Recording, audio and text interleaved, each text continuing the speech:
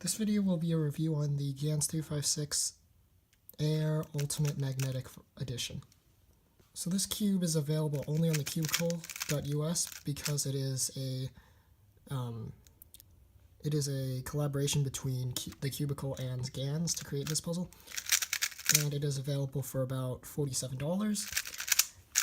And it comes in a standard Gans case with a pamphlet from the Cubicle and a pamphlet from Gans, which is just the standard Gans Air pamphlet, so that's nothing that special. And it also comes with all of the GES nuts, which includes the green, blue, and purple ones,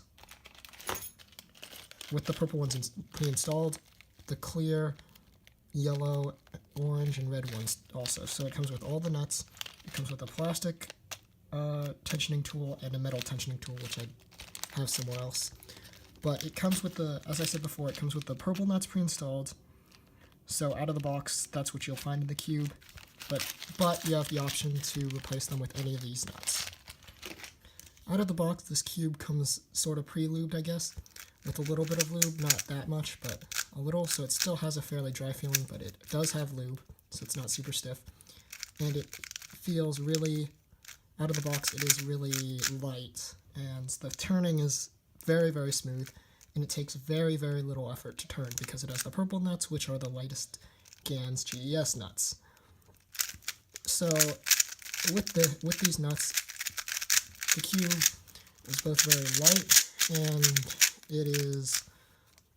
you can't really feel the magnets as much. It's very light, but I personally did not like the purple nuts, as for my taste they were a bit too light. So I tried the green nuts, which is what I have installed in my other Gans Air Magnetic, which I built myself. That is not a Cubicle Gans Air Ultimate, and it still felt a little too light, and it flexed a little too much with those nuts. So I tried the yellow nuts, and the yellow nuts seem to be the right tension, which is the ones that I have currently installed. They seem the right tension for me, but it sort of depends on whether you want a more flexy cube that it has very light turning, or slightly heavier feeling cube that's a little less flexy, which I personally like the more stable and controllable feel of the yellow nuts.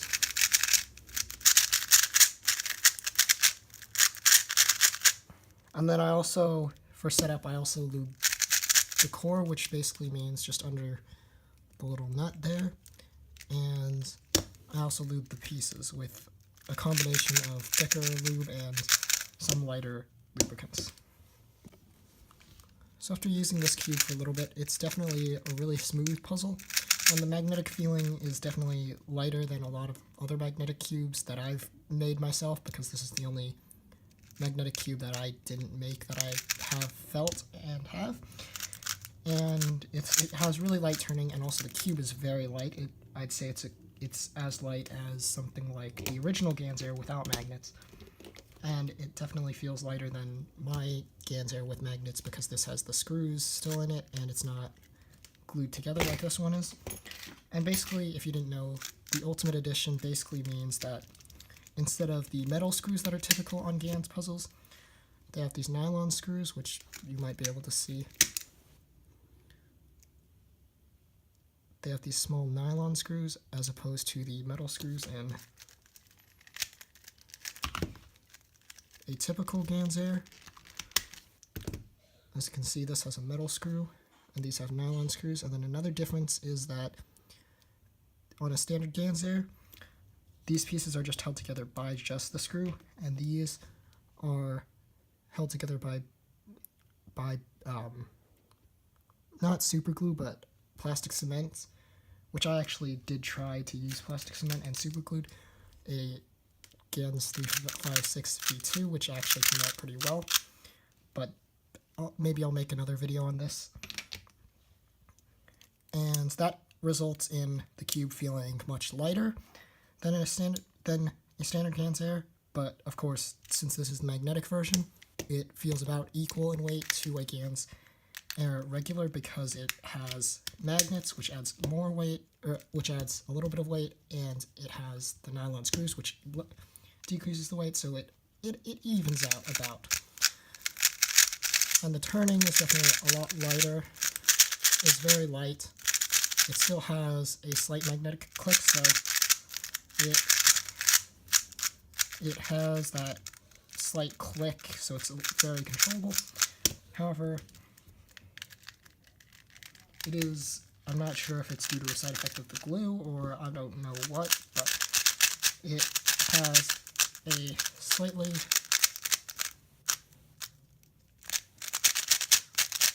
slightly, louder sound. As you can hear, this is a normal Gans Air with magnets that I put together, and this is the Cubicle version.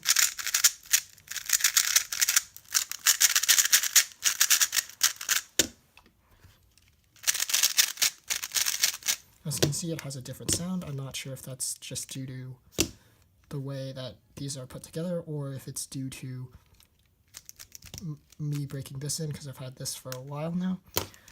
But I think it is a matter of how it's put together, because this, even when it wasn't that broken in, didn't sound like this does. So that's just a little interesting thing to note. Not a problem or a particular good thing, but you know, it doesn't help the cube or hurt the cube really. I guess if you just want a cube quietly, then maybe I'd suggest a Gans Air as opposed to this thing. But yeah.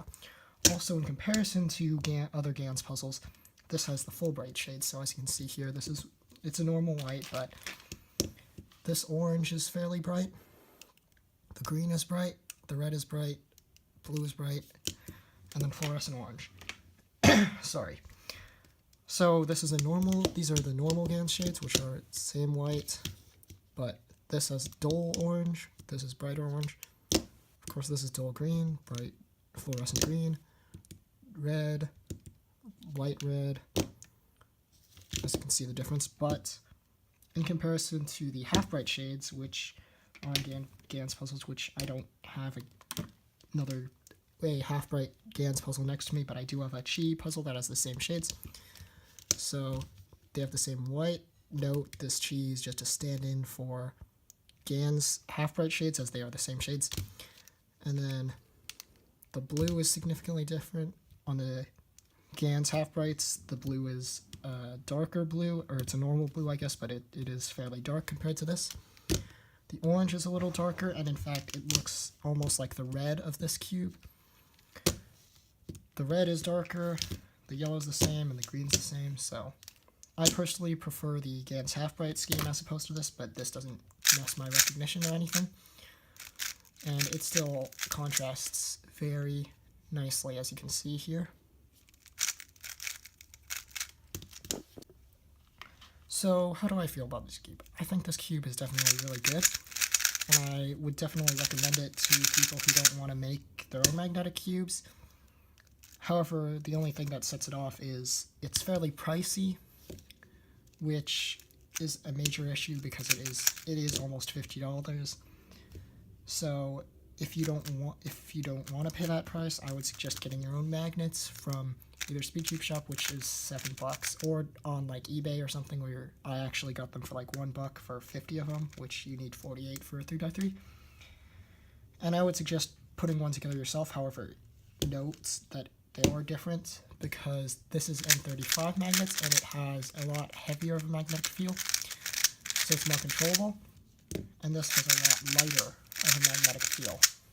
So they are actually indeed different, but I feel like there is probably some magnet that you could find that is lighter than N35 that could make a replica version of the Cubicle Gans Air magnetic, but I don't know what that is exactly.